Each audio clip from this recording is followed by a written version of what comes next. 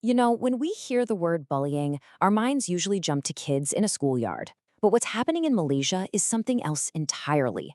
We're talking about a crisis that goes so much deeper, with consequences that are frankly terrifying. So today, we're going to unpack all of it, the shocking stats, what's going on inside a bully's head, and the new plans to finally start fighting back.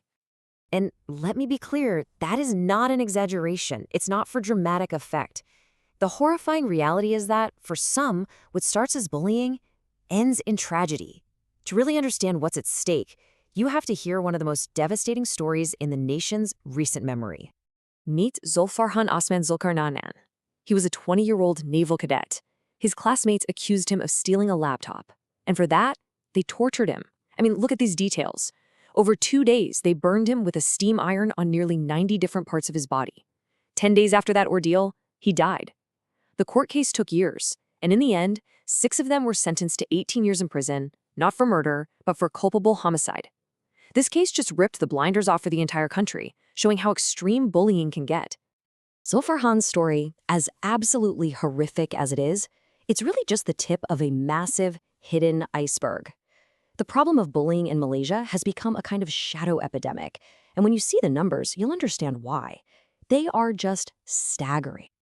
Okay, get ready for this number. A recent survey from Ipsos found that 67%, let that sink in, nearly 2/3 of all Malaysians say that either they or someone in their family have been bullied. This isn't some fringe issue affecting a few people. It's a mainstream experience. And if you're thinking, well, maybe that's just how people feel, think again.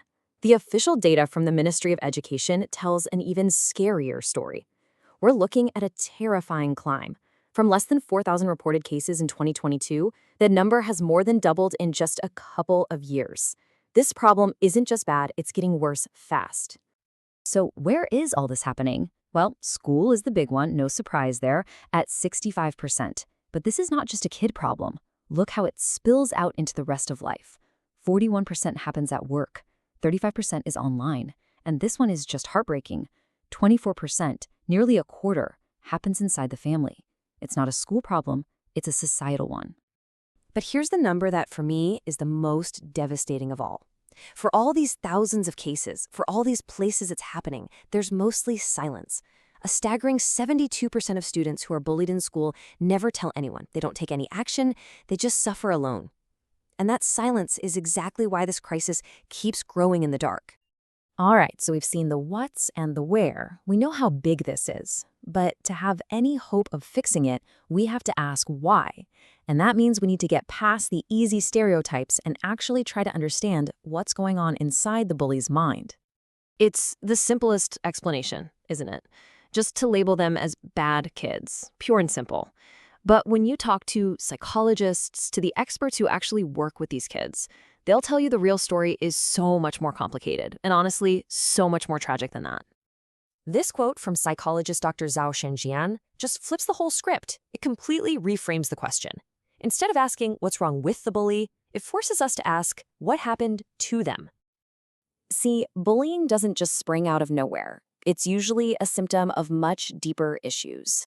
Maybe it's neglect or violence at home, where a kid learns that aggression is how you solve problems. It could be an undiagnosed mental health condition, like depression or ADHD, and this last one, it's critical. So many bullies were once victims themselves, trapped in this horrible, vicious cycle, where hurting someone else feels like the only way to survive. So, understanding this cycle, this idea that hurt people, is leading to a huge shift in thinking in Malaysia. Lawmakers and experts are finally realizing that the old way, just finding the bully and punishing them, it just doesn't work.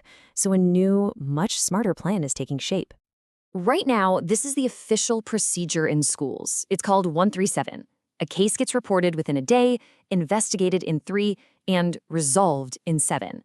Now, it's designed to be quick, which sounds good, but a lot of critics say it's just a band-aid. It doesn't do anything to fix the underlying reasons the bullying happened in the first place. This slide right here says it all. The old path was simple. Something bad happens, you find the culprit, you punish them, case closed. The end. But look at the new proposed path. Punishment is still there, but then it's followed by counseling, a process to actually restore the harm that was done. And then, this is key, long-term tracking to make sure it doesn't happen again. It's a loop, not a dead end. The whole idea driving this new approach is something called restorative justice, and it's a powerful shift. It's not just about, you broke a rule, so here's your punishment. It's about getting everyone to ask, okay, what harm was actually caused here? Who did it hurt? And what do we need to do together to start making things right? It forces the bully to face the real human impact of what they did. And to make this happen, the government is looking at creating a brand new anti-bullying tribunal. Think of it as having three main jobs. The first is still punishment and, crucially, protection for the victim. But the second and third pillars are the real game changers. Pillar 2 makes counseling and restoration a mandatory part of the process. And Pillar 3 holds the schools themselves accountable, forcing them to have trained teachers and safe ways for kids to report bullying without fear. It's a total system overhaul. Now look, a new law and a special tribunal, those are huge steps. But they're not a silver bullet. They can't fix this crisis on their own. This problem didn't start in a government building, and it's not going to be solved just in one either. This is going to take a real cultural shift. So whose job is it to fix this? Well, it's everybody's. The government has to pass the laws and provide the funding, for sure. Schools have to do more than put up Be Nice posters. They need to build a real culture of safety with people who know what they're doing. Parents have a huge role too, teaching empathy, actually listening, and realizing there's more to life than perfect test scores. And maybe the most important piece of the puzzle is us, the bystanders, the silent majority. We have to break that cycle of silence. This quote from Lee Sansan at World Vision Malaysia just nails it. It brings the whole thing home. The goal here isn't just to punish kids better, it's to raise better human beings. It's about stepping in early to teach children how to understand and repair the harm they cause, not just how to be afraid of getting caught. And that leaves us with the final unavoidable question. We know that 72% of victims say nothing. We know that countless others see it happen and do nothing. All the data, all the tragic stories, they make one thing crystal clear. Silence is the bully's best friend. So the real question this entire crisis leaves us with isn't for the government or for schools. It's for you. It's for me. When you see it happening, what are you going to do?